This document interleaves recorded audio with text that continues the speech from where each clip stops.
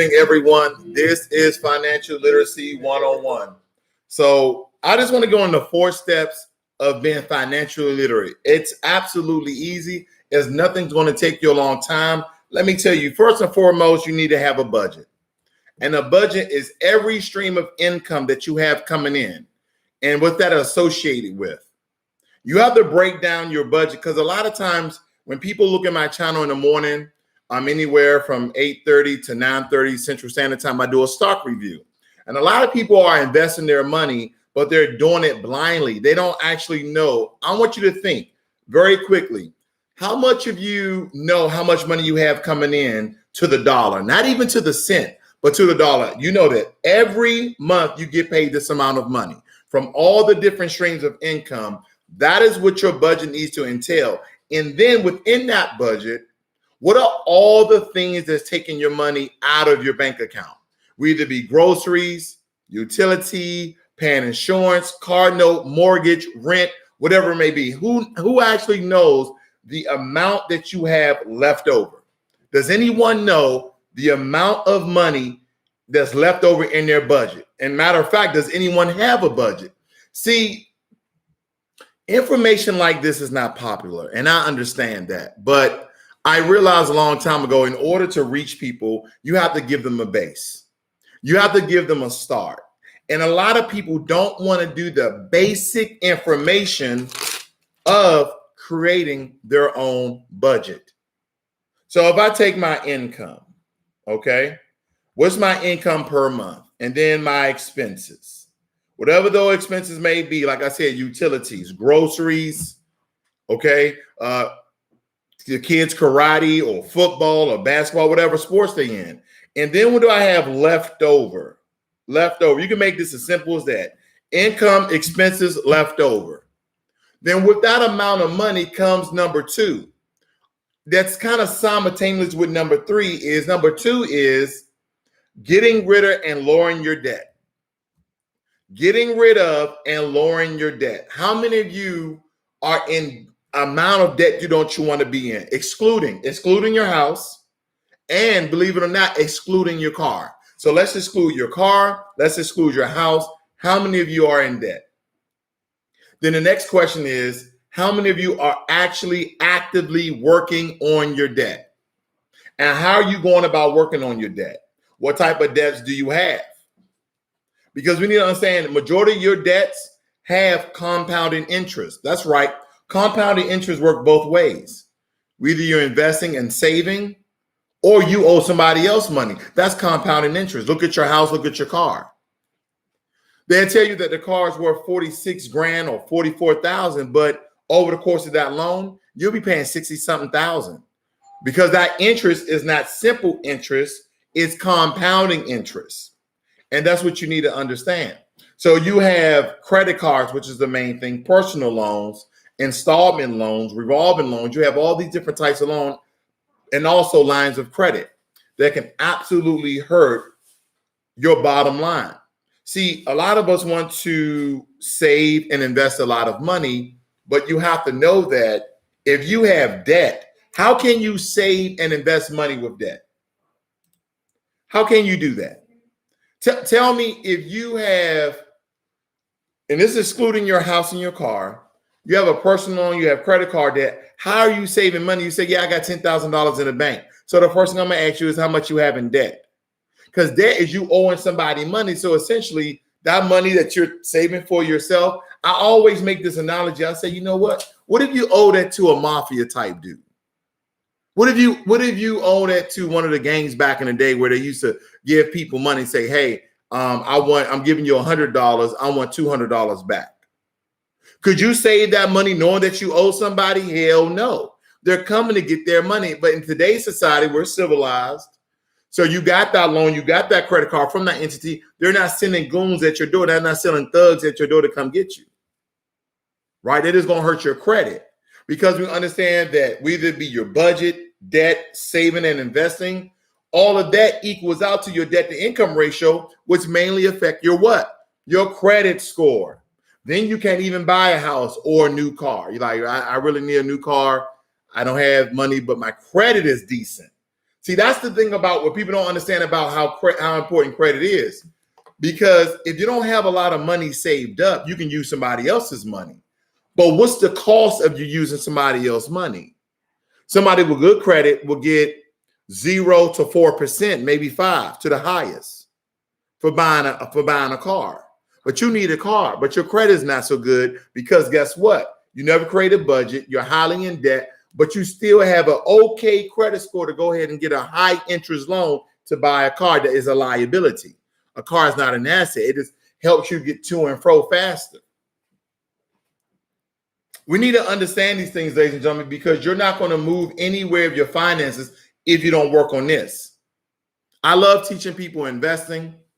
I love teaching people how to save their money effectively. I got all sorts of methods, the envelope method. It doesn't matter. I tell people how to do these things. But here's the thing, ladies and gentlemen. To create a budget, if you're just a normal old person, you don't have your own personal business, you just got a 401k, maybe an IRA, you can create your own budget. You can. Before your allotments, you just take a sheet of paper. Before your allotments, this is how much I receive after taxes. Then you say, I spend $300, $400 in groceries every month. The electric bill, gas bill, trash bill, etc., mortgage, rent. You just write them all down and how much they cost.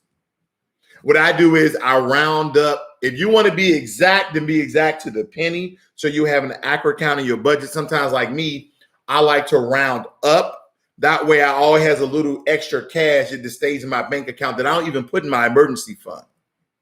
Because that's what you're going to understand. Once we get the budget, we can see how much we can work on debt. Then we move to savings. Okay? Move to savings, because what we want to do is we want to get about $2,000, $2,500 in our bank account as an emergency fund. Then we're going to go back to our debt and actively work on that. And my favorite method is the snowball method. I know some people use the avalanche, but I love the snowball. The lowest debt that you have, you knock off. And then that amount, the lowest amount that you have, any debt that you may have, the lowest amount, you pay the minimum on all your other debts. So take, for instance, you have 5 debts. So you're going to pay the minimum of 4 of your debts. All the 5, you're going to pay the minimum plus all the other minimums from this one until this debt is deleted, until this debt is wiped away. Then you work on the next highest amount. So the lowest debt to the highest debt. It's kind of like a snowball that's rolling down a mountain versus a snowball, then it tumbles, then boom, it wipes out everything, and then wipe out all of your debt. Now, I know that the car and the house is the biggest one, so there's usually the last 2 that people work on. But credit cards, personal loans, line of credit, things of that nature, you need to work on right now. Credit card debt by far is killing everybody in America. It really is, by far. For those who are just using credit cards as an extension of wealth, it's absolutely wiping out your funds. And some of you are not financially literate. Okay, you're not financially literate. Know that interest is kind of like this invisible killer, right? You'll see your minimum balance on a credit card and you'll be like, oh, I just got to pay this amount. All the while, your minimum balance is say $25, and then 60 days from there, it goes up to $30. It's like, wait a minute. My minimum balance was $25. I didn't spend any more on my car. Why does it go up $30? That's called compounded interest. That's called compound interest. So again, you have to first create a budget. Secondly, work on all your debts. How much can you allocate to your debt while saving maybe $100 to $200 a month until we get a nice little nest egg? Okay, maybe 1 month of all your expenses, about $2,500 to $3,000. Then we need to go back and destroy majority of your debt. And I'm mainly talking about personal loans and credit cards and lines of credit. Okay, because when we get back to those last 2, which is your car and your mortgage, okay, or your rent, well, rent you can never wipe away until you buy a house, but your mortgage, then we can start to aggressively save for your savings, for your emergency savings. Because at the end of the day, ladies and gentlemen, at the bare minimum, you want 3 months of all of your expenses saved up. Then, last but not least, what we need to understand is this. Investing. And see, again, I come back to your credit score, how important it is to raise your credit score, because if you want to do real estate investing and you need a line of credit from a bank or a bank loan or from an investor, then they're going off your credit score. They're going off your credit score. If you have a crappy credit score, it's really hard to do anything in America. Now, there is some wiggle room depending on how much money you have in the bank, because if you save up that much money, you can go out and buy it straight out of cash. But a lot of investors, a lot of real estate investors, they have the cash. They don't want to use their money because the risk is too high. They'd rather use somebody else's money. It's kind of like they're reserving their cash so they have a nest egg if something goes bad. I'd rather owe you than me be broke and homeless. That's kind of the sense. I'm just breaking it down very layman's terms to you guys. Okay. And here's another thing. I don't know how you guys are surviving without a budget, because how are you paying your mortgage? I know you're saying, oh, I'm just paying my mortgage, but how do you have an idea how much you have left over? I'm so confused about that. Okay. And there's a lot of tools out there for you guys. I still use Credit Karma today, but my banks, a couple of my banks, they give me my FICO score for absolutely free. I see we got Jeff Ken, we got Jermaine Anderson and Nolan Baptiste. Good evening, good people. If you like this video, guys, please give it a thumbs up. And like I always say, please comment in the section below. It helps the algorithm out to bring people inside the conversation. Now, we need to understand, lastly, how important investing is. How important investing is, because investing can multiply the small amount of income that you have passively. Like today, right? I'm up here looking at my Robinhood account. Okay, I can't share my screen using a YouTube platform. I apologize. But did you know that I made $700 off of NEO today, while some people made $17,000, and some people probably made millions? I'm sure that people made millions of dollars today off of NEO. Off the stock I gave you guys, that was $3. This is how important investing is. Let me tell you this. So right now I'm up 128% on NEO. This is the power of investing, but you can't get to investing unless you have the other pillars in place. Your budget, having your debt being handled, savings. Okay, you need that emergency fund. It's a safety net. You got to have it. Then investing. So I will get people to come to me who want to invest because they see me up here, make good money from investing. That's cool. But you got to handle the other stuff. It's kind of like practice. You know, I got to handle these things in practice. I got to be better at this before I go and play the game. See, when you get to investing, you have to be at a part in your life where you are somewhat financially grounded. You can't go already hurting your finances in debt, then you want to dive into investing. You may end up in more debt. This money ain't guaranteed. There's some so-called safer investing, but there's no safe investment. At any day, that company can just like, we're going to give it all up and you lose all your money inside the company. That is the risk of investing. Now, there are some FINRA laws, some SEC, some FTC laws, some federal regulations out there. But for the most part, if a company goes to crap, you lose your money, man. There's no guarantees. So before you go into investing, okay, individual investing, not your 401ks, which, if your corporation has 401ks and they're matching it, I advise you to go ahead and take that match. Now, like I tell everybody, you guys should be asking about your 401ks. This is what I've noticed. A lot of people, you have a 401k and you don't know how much money they're taking from you in order to operate that 401k. Some of you don't even know that your employer may or may not be matching your 401k. Then 3, you don't even know what your 401k entails. You don't know what industries, what stocks, what funds your 401k is actually investing in. So if you don't know that, how can you individually invest? This is about financial literacy. Financial literacy. Before you start to invest, you have to have a budget. Before you move on to saving expediently and investing, you need to know how much you can save while paying off your debt. So if you don't know your 401k, if you don't know how important your credit score is to your debt to income ratio, you already lost. And you have to start at step 1 way before you get to step 4. There's no in between. There's no cutting it. There's no shortcuts to this. There's many platforms and tools on the internet for you to create a budget, or you can use straight old pen and paper. Works just as fine. These things are the easiest things that you can do so you know how to go about your life so you can become financially free. Which one of you would just love to sit at your house and do absolutely nothing? I'm going to watch all the series that I missed when I was working my butt off. Who would like to do that? Who would like to go and chill on beaches 6 months of the year and drink Mai Tais and strawberry pina coladas? Who? I know I would. But how can I do that? How can we do that if we don't start with step 1? You don't even know how much money you coming in or coming out. The only thing you know is when you run out of money, you use your goddamn credit card. Like a fool, like an idiot, like an imbecile. When you run out of money, you're like, this is going to put it on my credit card. I don't know how you do it. You got a credit card that's $5,000, $8,000.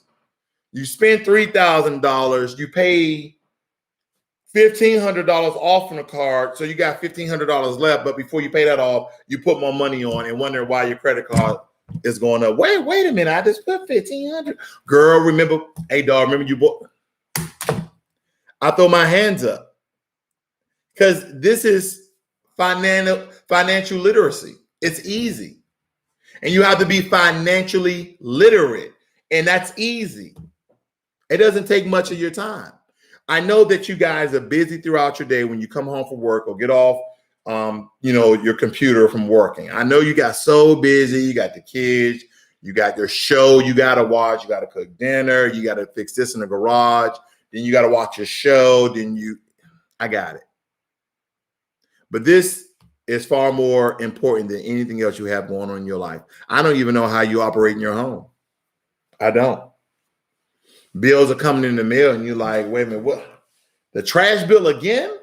Yeah, it comes every month. See, this is why it's important for you guys to understand this information. This is very simple information. I'm not telling you nothing you already don't know, but my question is, when are you going to do it? Budget, when you're going to create it. Debt, when you're going to pay it off. Savings, when are you going to build on it? And investing, when are you going to multiply your money? I'm looking at my account right now. Guess how much I made today sitting down, laying down earlier. I made $1,176 today. My portfolio only went up 7.49%, 7.5. So I made close to $1,200 today passively. That is the power of investing. That is the power of saving. That is the power of having a budget. That is the power of paying off your debt. I can request all my money right now. I got almost, now this might drop tomorrow, right? Because I did pretty well today. I could be up 17,000. I started this account in January. Listen to this. I think I started this Robinhood account in January. And I'm almost up $17,000. Now, if I can get this up to $20,000 before December, raise your hand in the chat if you would like an extra $20,000 on your yearly salary. So if you make 50, you got 70,000. This is the power of the 4 steps of financial literacy. This is what I've been teaching you guys over the course of this channel for the past 3 or 4 years. I've been going hard on investing because I had to come back to the basics tonight. Because I know we get so involved in investing and debt to income ratio and credit score. I don't want you guys to lose focus on what's the most important thing in financial literacy, and that is creating a budget and getting out of debt and saving up for your emergency fund. Those are the most important things, okay? because investing, that comes later. But 401k, you can do that right now, and it comes right out of your paycheck. But again, I want you guys, when you have an opportunity tomorrow, Monday, next week, talk to whoever handles your 401k. Ask them the associated fees and taxes, and ask them they give any kickbacks to your job, because that's going to tell you why you're not gaining that much on your 401ks. Because people are like, oh man, I lost so much of my 401k. Well, most 401ks now are based upon the stock market. Let's look into this. First of all, 401ks have many fees, a lot of hidden fees. I did a video a long time ago about all the different names of fees. Those fees, I got that information out of Tony Robinson's books, Unshakable. And he goes into vivid detail how 401ks are constructed. And the one he actually likes is America's Best 401k. If you go over to America's Best 401k, they're going to tell you about all the other hidden fees that are in your 401ks and the companies that have them. That's very important, because if you believe that you're getting 15 to 20% and you got a commission fee, you got a service fee, you got this fee, now you're down to 10% to 20%. So it's very important. Then what industries are you actually investing in? Are you investing in individual stocks? Are you investing in index funds? Are you investing in ETFs? All of this is very pertinent for you to know, because this is going to play out how much taxes you're going to pay and what is your actual return. That is what we need to understand. And then we can get into compound interest later. Then a lot of you have student loans. Have you guys taken the advantage of the coronavirus? I mean, you're still here, you're still living. We lost a lot of us, but that's okay. We got to continue to live. So have you guys went out and looked for any federal support or federal assistance or for forgiveness loans for your student loans? Have you been paying that down? Have you told them that you lost your job, freeze my student loan interest, or that, can you freeze my payments or extend my payments? Have you been doing the right things? Because again, just because you're lazy, the world is not going to stop. Just because COVID-19 occurred, the world is not stopping. Have you noticed that the world is not stopping? You're still eating. You're still watching TV. You're still going out to shops. You're still playing in your backyard, whatever you're doing. Life has not stopped. So neither did your finances. That damn bill still coming to mail, don't it? That electric bill, that water bill, right? So life has not stopped. Life has not stopped. Student loans, personal loans, credit cards, all of them, except for the exception of student loans, got compound interest.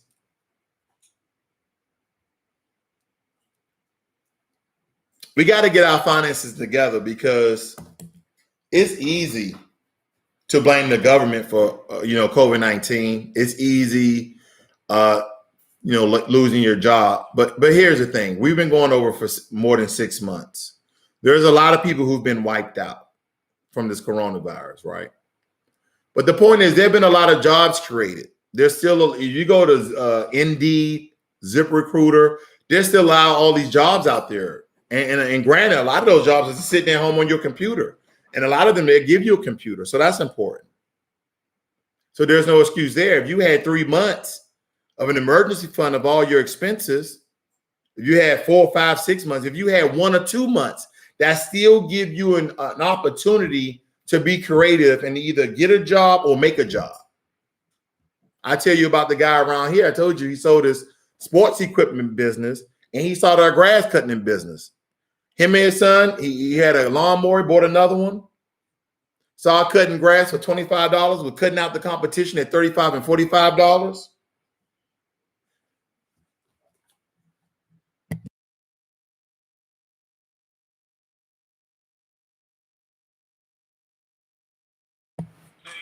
I said I'm live. Just come over. You're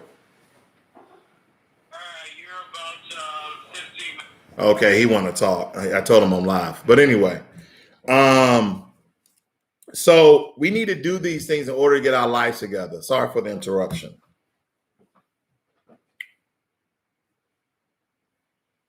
The excuse was COVID-19. The second excuse was we didn't get a second stimulus. Now, I talked about this situation to a couple of buddies, and I'm gonna be real. Don't be mad with me. I said, why are we waiting for a second stimulus check? What the hell is $1,200 going to do? Now, when you have a family, I know you get $1,200 per person, husband and wife, partner and partner. So that's $2,400, and you get $500 per child. So that's an extra $15,000. Okay. Depending on if you live in an apartment building, a house, that can actually keep you afloat for a while if you use that money right. You get what I'm saying? So you got shoot. What's that? 39? Let me do my math real quick. Excuse me. Okay. I just want to make sure. 39. So close to $4,000. So if your rent is $1,000, I'm just going on the low end. I know that's low. Your rent is $1,000. Then with that other $1,000, you could probably get groceries, pay all utilities, probably have a little bit over. So you're going to be afloat for about 2 months and a half. So when do we get that other stimulus? So you can stay afloat with $3,900 if your rent is $1,000 for about 2 months and a half, no more than 3 months. You can stretch that for. So you have enough time to go out and find another job, create a job. But what if you took care of your finances prior to the pandemic, waking you up? Now you have those 3 months of all your expenses. Then you had your $3,900. Then if you had a business, you could have took some of that business money and shave some of that legally, shave some of that on your mortgage for your house, especially if you work outside your house, if you work from your home. See what I'm saying?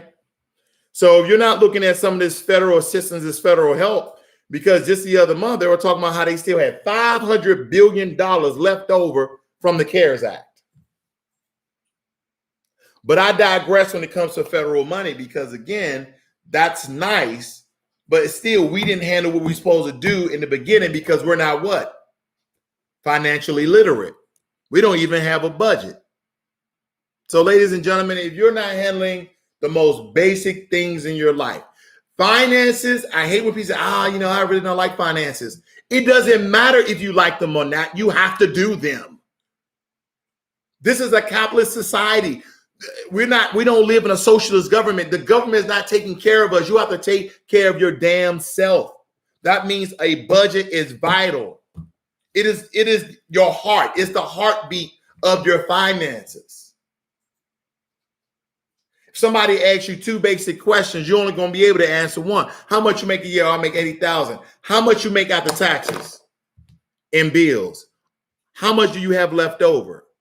You make $80,000 a year, but once you pay your monthly expenses, how much you have left over? Most people be like, I think like maybe like 1,000, maybe like 1,500. You don't know what the hell's going on in your finances.